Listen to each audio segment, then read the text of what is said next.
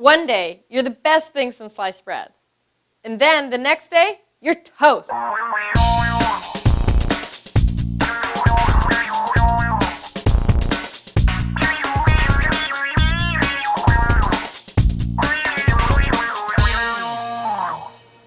Welcome to Founders District TV, where we share simple solutions that have remarkable results. I'm your helpful host, Michael Varma. Today we have a fabulous episode with an anchorman, a real anchorman, with 25 years of experience being behind the desk, out in the field, having a lot of fun. We're going to learn a lot of things from him. Please welcome Rick Mielke.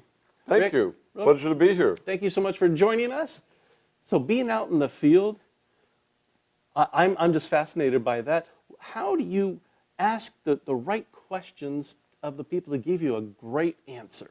Well, a lot of it begins before you're even out in the field asking questions. Do your research, do your homework, understand what the topic is, and you go into it.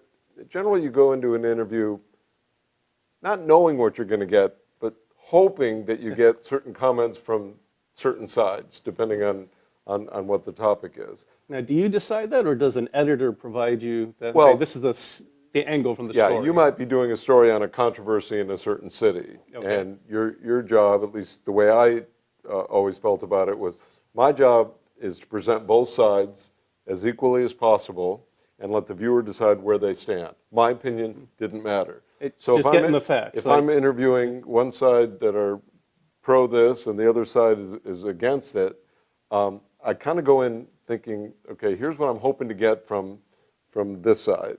Now, they may throw you a curveball, and you have to be able to think a little bit on your feet while you're out there. But because sometimes they might provide a very long answer, detailed answer, but in the news business, you want a soundbite. So what kind of soundbite? Well, first of all, what is a soundbite, and what is it that you're looking for? A soundbite essentially is the comment that the person you're interviewing makes. And ideally, you want short, snappy soundbites. It's easier for the viewer to understand. It's the way I thought about when I did anchor the news on the set, talk in short, snappy sentences. It's easier for them to understand. You don't want to get long-winded, leave out what are conjunctions, words like if, and, but. They extend sentences and make them longer. So I would always, if I didn't get quite the soundbite I wanted from somebody, I might ask the same question, worded just a little Slightly bit differently, Nice. And hope I have better luck the second time. And I know we were talking off camera about things that you do to isolate your voice by looking at all the nonverbal things. You were talking about your hand gestures, what you do to not distract the viewer from what you're saying. What are some of those tips? Well, I read a study, I don't remember when and where, but it said that upwards of 90% of the comprehension that somebody has is not what I'm saying. It's really about how I'm saying it. Okay? So if I exude confidence, we all use our hands a little bit, facial gestures. Don't put your hands in your pocket, your body language. All that stuff plays into it. And even what you're wearing. You know, if somebody has a real flamboyant outfit or a kind of a crazy haircut, that's going to distract from the viewer at home or the live audience. Like a yellow shirt, that's a bit distracting. Well, they do say stay away from really bright colors or patterns, a lot of thin stripes which can wiggle on the camera. So you want to be aware of that. But I think the most important thing is to do your homework ahead of time before the interview, before the broadcast, and try to exude a lot of confidence and energy and enthusiasm when you're on TV. I like all those tips. Now, you have a fabulous voice. Everybody's saying, I love that. I don't have that deep voice. So if for somebody who does not have a deep voice, are there any voice exercises they can do to help them out? Is it breathing? What could somebody do? Well, you mentioned breathing, and keep in mind, the longer the sentence is, you're talking without taking a breath. Mm-hmm. So if you use a 30-second sentence, you got to pause and take a breath, and you don't want to do that. I've always admired auctioneers and people like that talk a mile a minute, and it seems like they never come up for air. I did a little sports play-by-play during my career, and you really have to be cognizant of taking breaths at the right time, Or if you talk too long, you might swallow because saliva will build up in your mouth. I know that might sound funny, but it happens. Right, You and know. then you've got that sound or the sound of silence, and you don't necessarily want to have that, whether it's on TV or radio. And we'll find out more about Rick and what he's up to and what he thinks about podcasts after this brief break. We often talk as communicators about the importance of being a good speaker, but I want to spend a minute or so talking about being a good listener. I make a living currently as a financial advisor, and it's very important for me to listen to what the prospective client is saying and not overshadow by talking too much. So one of the phrases I use a lot is, tell me more. Get them to elaborate a little bit on their needs, their goals, whatever it is they're talking about to you, and don't talk too much. Keep quiet, focus on what they're saying, and then when there is a pause, say something like, tell me more, or please help me understand why. Phrases like that get them to open up a little more. You never want to ask anybody a yes or no question, because quite often they'll answer by saying yes or no, and you really don't get much information. So being a good listener is very important. Let them know, let them understand that you care about what they're saying, and they'll open up a little bit more.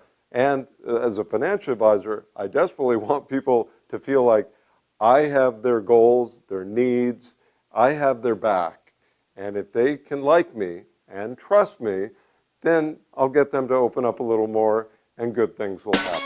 I walked into the Founders District Awards banquet at the Garden Grove Community Center. I could smell it in the air. Stonefire grill and barbecue sauce. All joking aside, dancing away to Toastmaster of the Year just happened to be the master of ceremonies of last week's Founders District Awards banquet.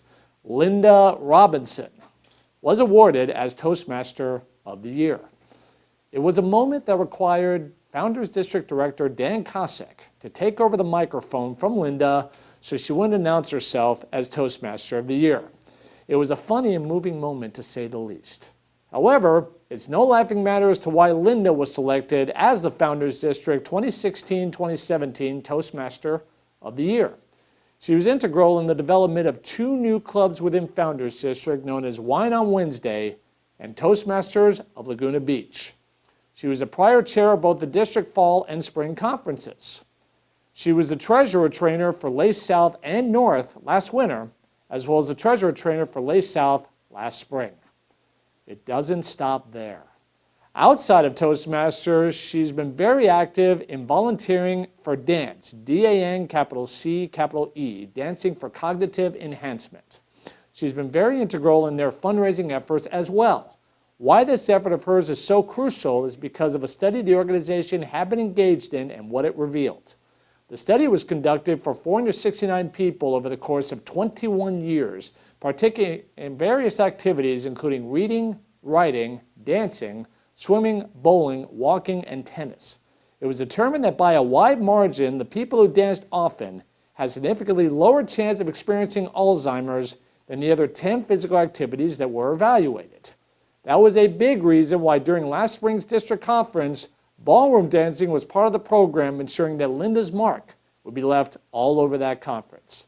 At the end of the day, Linda Robinson richly deserves to be Toastmaster of the Year for her active volunteerism in and out of Toastmasters. Velcro's so expensive. It's such a ripoff. Welcome back to Founders District TV, where we share simple solutions that have remarkable results. I'm still your helpful host, Michael Varma. With me is Rick Mielke. Rick, can you tell me a little bit more about your experience as a newscaster, reporter, MC? You've announced parades. Actually, I'm saying it for you. Let me shut up. You tell me about yourself. I mentioned previously I've done play-by-play for various sports. I've done some radio work. Gosh, I'm trying to think of anything I haven't done. I've been a cameraman. I've been an editor. Ran my own video production company for a time. Just about, because when you start off in the business, especially the TV business, you don't just sit down and you're the anchor. You often have to shoot your own video, or didn't know that. or edit your own videotape. You know, So you have to make your own demo reel and. oh, you're truly a one-man band. You know, Okay. and I have a friend who works in Tucson, Arizona, which is a middle-sized market, and he goes out and shoots a lot of his own video.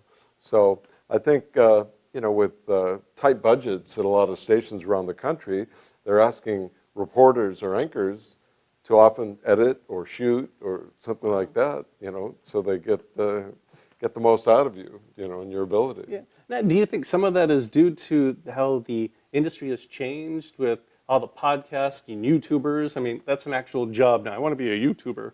Well, when you think about it, if somebody puts together a podcast or a program on a YouTube channel, somebody has to shoot their video, somebody has to edit their video, somebody has to put them in front of the camera and, you know, say what they need to say, and often they're doing all of this themselves. One thing that concerns me, and a lot of broadcast journalists, is that it affects the credibility of what we do, because anybody can start a blog, anybody can start a podcast, okay? Now, depending on how much money you have and what your budget is, I don't know if it'll stay on the air a long time, but anyone's allowed to, you know, state their opinion. And let's say that opinion is controversial, well, then somebody else will start their own podcast or their own blog or what have you and challenge what you said, and then all of a sudden it just becomes a catfight, you know. And sometimes, and that is a very good point, because now between podcasts and newscasters, you went through the traditional route of looking through what is the process and what are the facts that you need to check, because I believe most bloggers and YouTubers, they don't have the budget, or they don't fact check. Oh, they definitely don't fact check. And what's interesting is a lot of regular commercial TV stations want to become more interactive, and they want the viewers to go to their website and give comments on the various stories that have ran. Well, instead, what a lot of these stations have learned is that a lot of these comments have nothing to do with the story. It's like, where did that gal buy that dress? Or who cut that guy's hair? Or something like that. And so a lot of stations are now shying away from it because they don't want it just to be, like I said, a catfight and just create a lot of controversial comments, you know. So what would your recommendation be for somebody who's trying to get into either the news business, or even they're saying, I still want to be a YouTuber or a blogger? What would your recommendation be? If somebody is interested in getting into commercial television, radio, anything like that, there are a lot of classes that are obvious: journalism, English. You make sure you're well spoken. Another class that you might not think about is typing. You have to type. typing? You have to type your scripts, and sometimes you have to do it in 2 minutes because you're on the air in 5 minutes, and so you need to be very, very skilled at that. So I would really think that polish your speech. That's another class, speech class. You know, can you get in front of an audience? Can you get in front of a camera? Would you say Toastmasters? Yes, I've actually recommended it to my own mother, and she was a little nervous speaking in front of a group, and I told her about Toastmasters, and I feel very strongly that it's a great organization, and they really help people become better at public presentations, and so. And your mother had finished a book? Yeah, my mother was an author, Okay. and she had to appear at book signings and make various speeches around the country, and she was petrified. I recommended Toastmasters, and because she knew the topic, but she didn't focus on the topic. She focused on, oh my God, look at all these eyeballs looking at me. Right. You know, she focused on the things that she has to forget about and realize she's the expert. She's the knowledgeable one. Right. So everyone's looking at her to express her knowledge, and all she could think about was, I can't believe I'm doing this in front of hundreds of people. Right. You know, that kind of You thing. have to get past those eyes and onto the subject matter, and she's the subject matter expert. Right. So what's right. next for you? I know that you spent 25 years of making a business with your voice. Now, what do you do now with your voice? Well, I miss it a lot, but about 5-6 years ago, I had a contract dispute at the station I was at, and my father, who was a longtime financial advisor, said, "You ever thought about doing what I do?" And I said, no, I've never thought about that. But he said, I think you'd be really good at it. And he said, because of your communication skills. And it does still apply, because if I'm sitting down with a prospective client, I really need to convince them to like me and trust me and really feel like I have their back. And so I've always gone into interviews or meetings with that in mind. And one of the biggest compliments I can get, and my manager has told me this, he says, Rick, I've met a lot of your clients and they really love you. And that makes me feel good, you know. And you make me feel good just listening to you. If you want to find out more about the Milky Way, you just can find, how can people find you? Well, they go to the Milky Way at AOL.com. That's my website, or not my website, but my email address. I've had that forever. And yeah, and if they win the lottery, I can probably come up with a retirement plan for them as well. That is fabulous. And then we'll have you back on the show talking about retirement plans. Good.